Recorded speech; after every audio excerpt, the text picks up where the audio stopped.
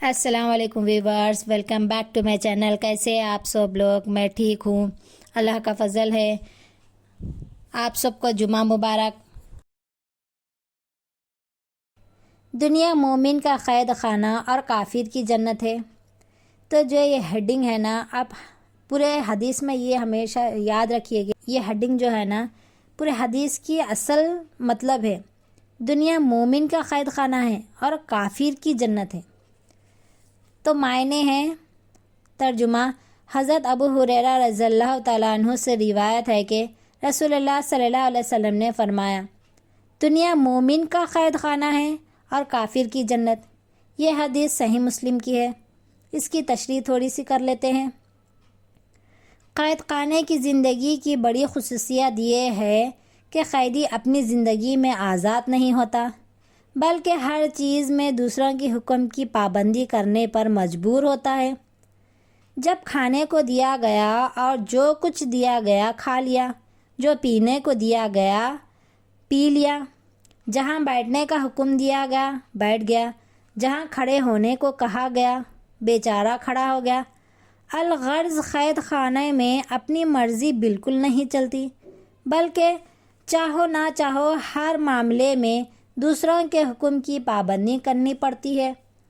اسی طرح ایک دوسری خصوصیت قید خانے کی یہ ہے کہ قیدی اس سے جی نہیں لگاتا اور اس کو اپنا گھر نہیں سمجھتا، بلکہ ہر وقت اس سے نکلنے کا خواہش مند رہتا ہے۔ اور اس کے برعکس جنت کی خصوصیت یہ ہے کہ وہاں جنتیوں کے لیے کوئی قانون پابندی نہیں رہے گی اور ہر جنتی اپنی مرضی کی زندگی گزارے گا اور اس کی ہر خواہش اور ہر آرزو پوری ہوگی۔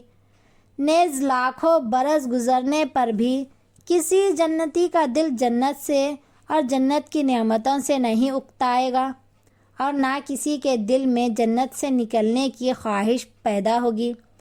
قرآن مجید میں فرمایا گیا ہے اور اس کے معنی ہیں، جنت میں وہ سب کچھ ہے جس کو تمہارے دل چاہے اور جس کے نظارے سے تمہارے آنکھوں کو لذت و سرور حاصل ہو اور تم اس میں ہمیشہ ہمیشہ رہو گے۔ اور سورہ کہف میں فرمایا گیا ہے اور اس کے معنی ہیں، جنتی جنت سے کہیں اور منتقل ہونا نہ چاہے گا۔ منتقل مطلب ہم ایک گھر سے دوسرے گھر میں بدلتے ہیں نا، تو اسے منتقل کہتے ہیں۔ تو جنتی جنت سے کہیں اور منتقل ہونا نہ چاہے گا۔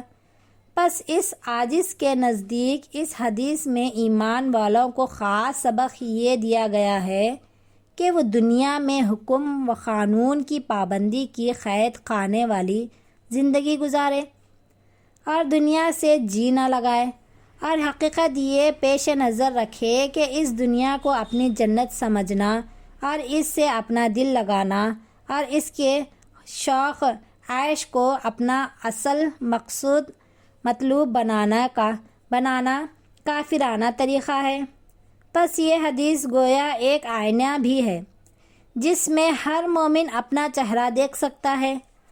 اگر اس کے دل کا تعلق اس دنیا کے ساتھ وہ ہے جو قید خانے کے ساتھ قیدی کا ہوتا ہے، تو وہ پورا مومن ہے، اور اگر اس نے اس دنیا سے اپنا دل ایسا لگا لیا ہے کہ اس کو اپنا مقصد و مطلوب بنا لیا ہے، تو یہ حدیث بتاتی ہے کہ اس کا یہ حال کافرانہ ہے۔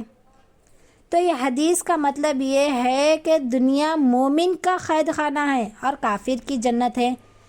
تو دنیا میں اگر مومن انسان اگر دنیا میں جی نہیں لگائے گا، تو وہ انسان سمجھے گا کہ ہم ایک کرائے کے گھر میں جیسا کہ مہمان جاتے ہیں صرف 2 دن کے لیے گزارنے کے لیے، تو وہ دل ہمیشہ کے لیے نہیں لگاتے، صرف انہیں رہتا ہے کہ ہمیں 2 دن رہنا ہے، پھر اپنے گھر جانا ہے۔ تو اسی طرح ہمیں دنیا کو صرف ایک مہمانوں کی طرح، ایک قید خانے کی طرح گزارے۔ قید خانہ اسے کہتے ہیں جو اپنے دل کو، اپنے دماغ کو جو ہے اطمینان نہ کرے، کیونکہ ہمیں ہمارا اصل زندگی، ہماری جو اصل گھر جو کہتے ہیں وہ آخرت میں ملے گی، وہ ہماری اصل زندگی جنت میں ہے۔ تو ہمیں دنیا میں دل نہیں لگانا چاہیے۔ اس کا حدیث کا مطلب ہی یہی ہے کہ دنیا مومن کا قید خانہ ہے اور کافر کے لیے جنت ہے۔ تو اپنے دلوں سے پوچھئے کہ ہم مومن ہیں یا پھر کافر، کیونکہ ہم تو دنیا میں دل لگا کر بیٹھے ہیں۔ تو انشاءاللہ حدیث سننے کہنے سے زیادہ عمل کی توفیق عطا فرمائے، آمین ثم آمین۔ تو کمنٹس میں ضرور لکھیے گا۔ تو پھر ملیں گے ہم اگلی ویڈیو میں انشاءاللہ۔ تو پھر اگلی ویڈیو میں ملتے ہیں۔ اللہ حافظ۔ تو لائک سبسکرائب کیجئے اور ہمیشہ دعاؤں میں یاد رکھیے۔